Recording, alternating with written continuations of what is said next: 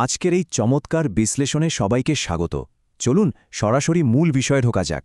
একটা বিশাল সুন্দর ইমারত বা ভবনের কথা যদি ধরি, তার ভিত্তিটাই তো সবচেয়ে জরুরি, তাই না?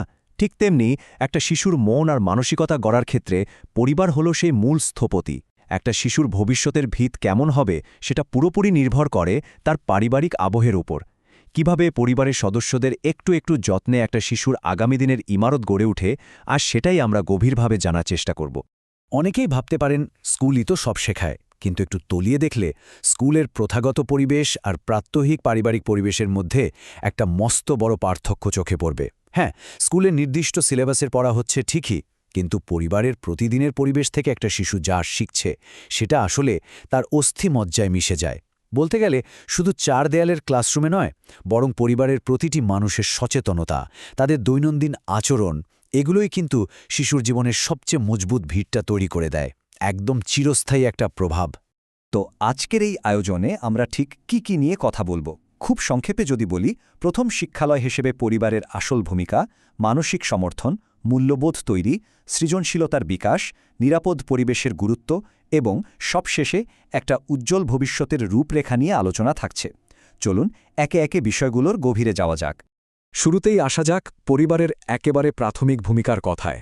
পৃথিবীতে চোখ মেলার পর একটা শিশুর প্রথম পরিচয় কিন্তু তার পরিবারের সাথেই হয়, আর আক্ষরিক অর্থেই ঠিক সেই মুহূর্তটা থেকেই শুরু হয়ে যায় তার সার্বিক বিকাশের যাত্রা। এবার চলুন মানসিক সমর্থনের দিকটা একটু দেখা যাক। একটা শিশুর জন্য সবচেয়ে বড় শক্তি কি জানেন? বাবা মায়ের ভালোবাসা আর অটুট সমর্থন। এই জিনিসটা কিন্তু একটা বাচ্চার আত্মবিশ্বাস গড়ে তোলার একদম আসল চাবিকাঠি হিসেবে কাজ করে। মজার ব্যাপার হল, বড়দের ভূমিকা আর শিশুর প্রতিক্রিয়ার মধ্যে একটা সরাসরি কার্যকারণ সম্পর্ক আছে। ধরুন, বড়রা যখন একটা শিশুকে কিছুটা সময় দিচ্ছেন, খুব মন দিয়ে তার আধো আধো কথাগুলো শুনছেন, তখন শিশুটা কিন্তু ভেতর থেকে নিজেকে অনেক গুরুত্বপূর্ণ ভাবতে শুরু করে। আর এর ফলটা কি হয়? সে নিজের মতামত প্রকাশ করার দারুণ একটা সাহস পেয়ে যায়। বড়দের এই ছোট্ট একটু মনোযোগী শিশুর মানসিক বিকাশে একেবারে জাদুর মতো কাজ করে। এরপর যে বিষয়টা আসে সেটা হলো মূল্যবোধ আর চরিত্র গঠনের জায়গাটা। এখানে আচরণ অনুকরণ করার বিষয়টা কিন্তু দারুণ কাজ করে। ব্যাপারটা খুব সহজ। বড়রা যখন দৈনন্দিন জীবনে সততা, শৃঙ্খলা বা একে অপরকে সম্মান দেখান, বাচ্চারা একেবারে স্পঞ্জের মতো সেটা শুষে নেয়।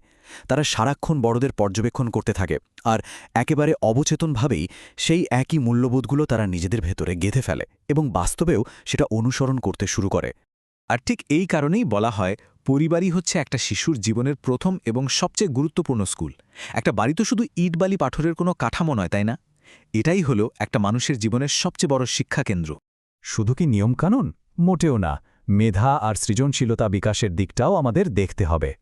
একটা শিশুর বেড়ে ওঠার জন্য শুধু পাঠ্য বইয়ের গণ্ডিতে আটকে থাকলে তো চলবে না। এর বাইরেও খোলা মাঠে খেলাধুলা করা, চমৎকার সব গল্পের বই পড়া বা নিজের মতো করে মনের আনন্দে ছবি আঁকা, এই কাজগুলো একটা শিশুর কল্পনা শক্তি আর মেধাকে যে কতটা প্রসারিত করে, তা হয়তো আমরা অনেকেই ঠিকমতো উপলব্ধি করতে পারি না। এগুলো কিন্তু তাদের মানসিক বিকাশের জন্য একেবারে অপরিহার্য। এবার আসা যাক সবচেয়ে সংবেদনশীল জায়গাটিতে, একটি নিরাপদ আর ইতিবাচক পরিবেশের প্রয়োজনীয়তায়। একটা ব্যাপার খুব গুরুত্ব দিয়ে মনে রাখা দরকার। পারিবারিক ঝগড়া বিবাদ, সারাক্ষণ নেতিবাচক কথাবার্তা বা শিশুর ওপর অতিরিক্ত কোনো চাপিয়ে দেওয়া প্রত্যাশা, এগুলো কিন্তু শিশুর সুন্দর মানসিক ভিত্তিতে একেবারে মারাত্মক ফাটল ধরিয়ে দেয়। এটা যেন একটা সতেজ গাছের উপর হঠাৎ করে অন্ধকার নেমে আসার মতো। ভয় বা অতিরিক্ত চাপযুক্ত একটা পরিবেশ শিশুর স্বাভাবিকভাবে বেড়ে ওঠার পথে সবচেয়ে বড় বাধা। আলোচনার একেবারে শেষ পর্যায়ে এসে আমাদের দেখতে হবে, এই উজ্জ্বল ভবিষ্যৎ নির্মাণের পুরো প্রক্রিয়ায় সম্মিলিত দায়িত্বটা আসলে কেমন হওয়া উচিত। এই পরিসংখ্যানটা একটু খেয়াল করলেই বোঝা যায়, একটা শিশুর সফল আগামী নিশ্চিত করতে পরিবারের সবার ঠিক কতটা সমান অংশীদারিত্ব প্রয়োজন। একদম সমান ভাগে যত্নশীলতা, সহানুভূতি এবং দায়িত্ববোধ। পরিবারের সবার কাছ থেকে আসা এই তিনটির সমান মিশ্রণই পারে একটা চমৎকার ভবিষ্যৎ নিশ্চিত করতে। এর যে কোনো একটা উপাদানে যদি ঘাটতি থেকে যায়, তাহলে কিন্তু পুরো কাঠামোটাতেই অসম্পূর্ণ থেকে যাওয়ার বড় একটা ঝুঁকি থাকে। তো পুরো আলোচনার নির্যাস টানলে আমরা তিনটি মূল ভিত্তির কথা বলতে পারি।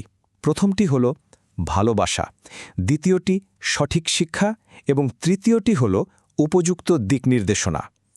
এই তিনটির একদম নিখুঁত সমন্বয় ছাড়া একটা শিশুর সুন্দর ভবিষ্যতের ভিত্তি কখনোই মজবুত হতে পারে না। এটা একদম ধ্রুব সত্য। আজকের এই বিশ্লেষণ শেষ করার আগে খুব গভীর একটা প্রশ্ন সবার জন্য রেখে যেতে চাই। চলুন একটু ভেবে দেখি, আগামীকালের সাফল্য নিশ্চিত করতে ভালোবাসা, শিক্ষা আর নির্দেশনার যে ভিতটার কথা আমরা এতক্ষণ বললাম, তা কি আজকের দিনে সত্যি যথেষ্ট মজবুত? পরবর্তী প্রজন্মের জন্য বর্তমানে আমরা আসলে কেমন ভিত্তি তৈরি করছি? এই প্রশ্নটা কিন্তু আমাদের সবাইকে নতুন করে গভীরভাবে ভাবতে বাধ্য করে।